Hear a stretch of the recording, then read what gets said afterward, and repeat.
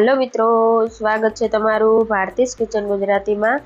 તો આજે હું તમારી સાથે શેર કરીશ સવારના નાસ્તામાં ફટાફટ બનીને તૈયાર થઈ જાય તેવા કાંદા પૌવાની રેસીપી।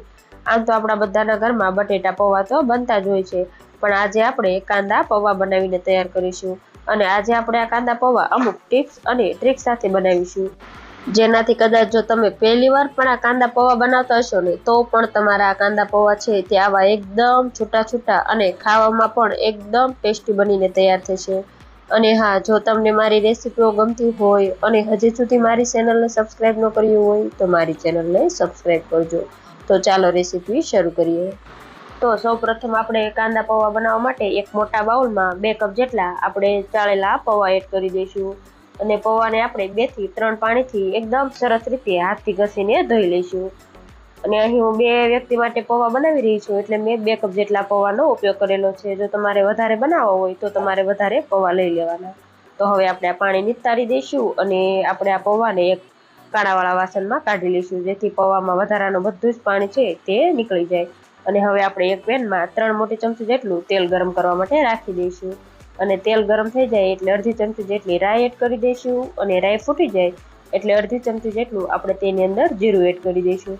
ત્યારબાદ 1 ચપટી જેટલી હિંગ ઉમેરી દઈશું અને તેની અંદર આપણે 1 મુઠ્ઠી જેટલા આપણે કાચા શિંગદાણા એડ કરી દઈશું। અને હવે આપણે મીડિયમ ગેસની ફ્લેમ રાખી શિંગદાણાને લગભગ અડધી મિનિટ સુધી આપણે રોસ્ટ કરી લઈશું, જેથી આપણા શિંગદાણા છે તે એકદમ સરસ એવા ક્રિસ્પી એવા થઈ જશે। તો આ કાંદા પૌવામાં શિંગદાણાનો ટેસ્ટ ખૂબ જ સરસ લાગે છે, એટલે જરૂરથી એડ કરવાના। તો શિંગદાણાને સતળાતા અડધી મિનિટ જેટલો સમય થઈ ગયો છે અને તમે જોઈ શકો છો આપણા શિંગદાણા એકદમ સરસ એવા સતળાઈ ગયા છે। તો હવે તેની અંદર 2 મીડિયમ સાઇઝની ડુંગળીને આ રીતે ઝીણી ઝીણી કટ કરીને ઉમેરી દઈશું। અને મીડિયમ ગેસની ફ્લેમ રાખી આપણે ડુંગળીને 1 થી 1.5 મિનિટ સુધી આપણે આ રીતે કન્ટિન્યુ ચલાવતા જઈ સાતળી લઈશું, એટલે ડુંગળી છે તે એકદમ સરસ એવી સતળાઈ જશે। તો 1 થી 1.5 મિનિટ પછી તમે જોઈ શકો છો આપણી ડુંગળી છે તે આવી સતળાઈ ગઈ છે। તો અહીં આપણે ડુંગળીને આ રીતે હલકી ગુલાબી થાય ત્યાં સુધી સાતળવાની છે। તો હવે તેની અંદર એક નાનું બટેટાને આ રીતે નાના નાના ટુકડા કરીને ઉમેરી દઈશું। અને ત્યારબાદ આપણે થોડું એવું મીઠું એડ કરી દઈશું અને બરાબર મિક્સ કરી લઈશું, એટલે આપણા બટેટા છે તે એકદમ સરસ એવા કૂક થઈ જશે। તો હવે આપણે બટેટાને એકદમ સરસ રીતે મિક્સ કરી લઈશું અને મીડિયમ ગેસની ફ્લેમ રાખી આપણે ઢાંકણ ઢાંકીને 2 મિનિટ સુધી બટેટાને કૂક થવા દઈશું। ત્યાં સુધીમાં આપણે જે પલાળીને નિતારેલા પૌવા રાખ્યા છે આપણે તેમાં મસાલા કરી લઈશું। તો તમે જોઈ શકો છો આપણા પૌવા છે તે એકદમ સરસ એવા પલળીને નીતરી ગયા છે। તો હવે આપણે આ પૌવાને એક મોટા બાઉલમાં લઈ લઈશું અને આપણે હાથથી આ રીતે પૌવાને એકદમ સરસ રીતે છૂટા પાડી દઈશું। અને હવે આપણે તેમાં મસાલા કરી લઈશું। તો સૌપ્રથમ આપણે અડધી ચમચીથી ઓછી આપણે હળદર એડ કરી દઈશું। ત્યારબાદ અડધી ચમચી જેટલું આપણે તેની અંદર ધાણા જીરું એડ કરી દઈશું અને સ્વાદ પ્રમાણે મીઠું ઉમેરી દઈશું। ત્યારબાદ પૌવાને ખાટો મીઠો ટેસ્ટ દેવા માટે 1 મોટી ચમચી જેટલી આપણે ખાંડ એડ કરી દઈશું અને અડધા લીંબુનો રસ નીચોવી દઈશું। આપણે આ પૌવા બનાવતી વખતે હંમેશા ખાંડનો થોડો વધારે જ ઉપયોગ કરવાનો છે, તો જ આપણા પૌવા છે તે એકદમ ટેસ્ટી એવા બનીને તૈયાર થશે। તો હવે આપણે તેની અંદર અડધી ચમચી જેટલો ગરમ મસાલો એડ કરી દઈશું અને પૌવાને આપણે એકદમ સરસ રીતે બધા જ મસાલા સાથે મિક્સ કરી લઈશું। તો આપણે જ્યારે પણ આ પૌવા બનાવીએ ત્યારે આપણે મસાલાને પૌવા સાથે આ રીતે પહેલાં મિક્સ કરી લેવાનું, એટલે બધા જ મસાલા છે તે પૌવા સાથે એકદમ સરસ રીતે મિક્સ થઈ જશે અને આપણા આ કાંદા પૌવા છે તે ખાવામાં ખૂબ જ ટેસ્ટી એવા બનીને તૈયાર થશે। તો હવે આપણે બટેટાને સતળાતા કુલ 3 મિનિટ જેટલો સમય થઈ ગયો છે। તો હવે આપણે ઢાંકણ ખોલી લઈશું। તો તમે જોઈ શકો છો આપણા કાંદા બટેટા એકદમ સરસ રીતે સતળાઈ ગયા છે। તો હવે આપણે તેની અંદર 2 તીખા લીલા મરચાંના આ રીતે ઝીણા ઝીણા ટુકડા કરીને એડ કરી દઈશું અને એકદમ સરસ રીતે મિક્સ કરી આપણે મીડિયમ ગેસની ફ્લેમ રાખીશું અને મરચાંને આપણે 1 મિનિટ સુધી સાતળી લઈશું। તો અહીં આપણે આ કાંદા પૌવા બનાવતી વખતે હંમેશા તીખા લીલા મરચાં હોય તેનો જ ઉપયોગ કરવાનો છે, જેથી આપણે તેની અંદર લાલ મરચું ઉમેરવાની જરૂર ન પડે। તો હવે આપણે તેની અંદર 1 મીડિયમ સાઇઝના ટમેટાને આ રીતે ઝીણું ઝીણું કટ કરીને એડ કરી દઈશું અને હવે આપણે તેની અંદર થોડી એવી હળદર એડ કરી દઈશું, જેથી આપણા બટેટામાં પણ એકદમ સરસ એવો કલર આવી જાય। તો હવે બધું જ એકદમ સરસ એવું મિક્સ કરી લઈશું અને ત્યારબાદ આપણે તેની અંદર 1 ઇંચ જેટલો આદુનો ટુકડો છે તેને આપણે ખમણી લઈશું। તો આપણા કાંદા ટમેટા બધું જ એકદમ સરસ એવું કૂક થઈ જાય ત્યારબાદ જ આપણે તેની અંદર આદુ ઉમેરવાનું છે, જેથી આદુની એકદમ સરસ સ્ટ્રોંગ ફ્લેવર આપણા પૌવામાં આવી જાય। તો હવે આપણે આદુ ઉમેર્યા બાદ 1 મિનિટ સુધી આ રીતે કન્ટિન્યુ ચલાવતો જઈ આદુને પણ સાંતળી લઈશું।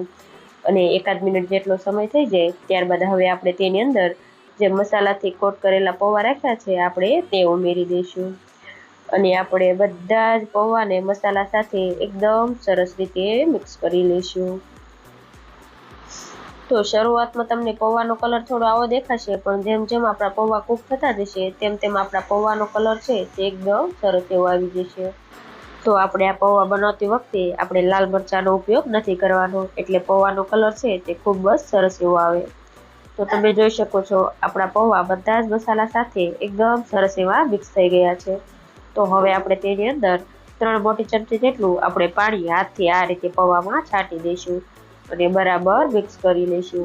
જો આપણે પૌવા બનાવતી વખતે આ રીતે થોડું એવું પાણી છાંટી દઈશું તો આપણા પૌવા છે તે ખાતી વખતે બિલકુલ પણ કોરા નહીં લાગે અને ખાવાની ખૂબ જ મજા આવશે। તો હવે આપણે ઢાંકણ ઢાંકી દઈશું અને મીડિયમ ગેસની ફ્લેમ રાખી આપણે 4 થી 5 મિનિટ સુધી પૌવાને કૂક કરી લઈશું। 4 થી 5 મિનિટ જેટલો સમય થઈ જાય એટલે આપણે પૌવાને ખોલી બરાબર મિક્સ કરી લઈશું। અને ફરી પાછું આપણે આ રીતે મિક્સ કરી અને ફરી પાછું આપણે 2 થી 3 ચમચી જેટલું આપણે પૌવામાં પાણી છાંટી દઈશું અને ફરી પાછું આપણે ઢાંકણ ઢાંકી પૌવાને 2 થી 3 મિનિટ સુધી કૂક કરી લઈશું। આ રીતે 2 થી 3 વખત આપણે પાણી છાંટી 1 થી 1.5 મિનિટ સુધી આપણે પૌવાને કૂક કરી ફરી પાછું ઢાંકણ ખોલી એવી રીતે આપણે 2 થી 3 વાર પાણી છાંટી પૌવાને કૂક કરી લેવાના, એટલે આપણા પૌવા છે તે ખાતી વખતે બિલકુલ પણ કોરા નહીં લાગે અને ખાવાની ખૂબ જ મજા આવશે। તો તમે જોઈ શકો છો આપણા પૌવા છે તે એકદમ સરસ એવા કૂક થઈને રેડી થઈ ગયા છે। તો ઉપરથી આપણે થોડા ઝીણા કાપેલા ધાણા એડ કરી દઈશું અને થોડી એવી આપણે કિસમિસ ઉમેરી દઈશું। તો આ પૌવામાં કિસમિસનો ટેસ્ટ ખૂબ જ સરસ લાગે છે, એટલે જરૂરથી એડ કરવાની। તો હવે આપણે બધી જ વસ્તુને એકદમ સરસ રીતે મિક્સ કરી લઈશું। તો તમે જોઈ શકો છો આપણે 2 થી 3 વખત પાણી ઉમેર્યું તો પણ આપણા પૌવા છે તે આવા એકદમ છૂટા છૂટા બનીને તૈયાર થયા છે।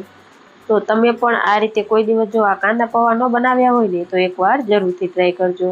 તો હવે આપણે તૈયાર થયેલા ગરમા ગરમ કાંદા પૌવાને આપણી સર્વિંગ પ્લેટમાં કાઢી લઈશું અને ઉપરથી આપણે થોડા એવા ઝીણા કાપેલા ધાણા એડ કરી દઈશું, થોડા એવા આપણે ઉપરથી ઝીણા કાપેલા કાંદા અને થોડું એવું આપણે તીખું મીઠું ચવાણું એડ કરી દઈશું। ત્યારબાદ થોડી એવી આપણે સેવ એડ કરીશું।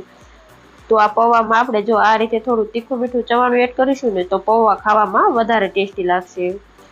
તો તમે પણ આ રીતે જો આ પૌવા ન બનાવ્યા હોય ને તો એકવાર જરૂરથી ટ્રાય કરજો અને મને કમેન્ટમાં જણાવજો કે તમને મારી આજની આ રેસીપી કેવી લાગી।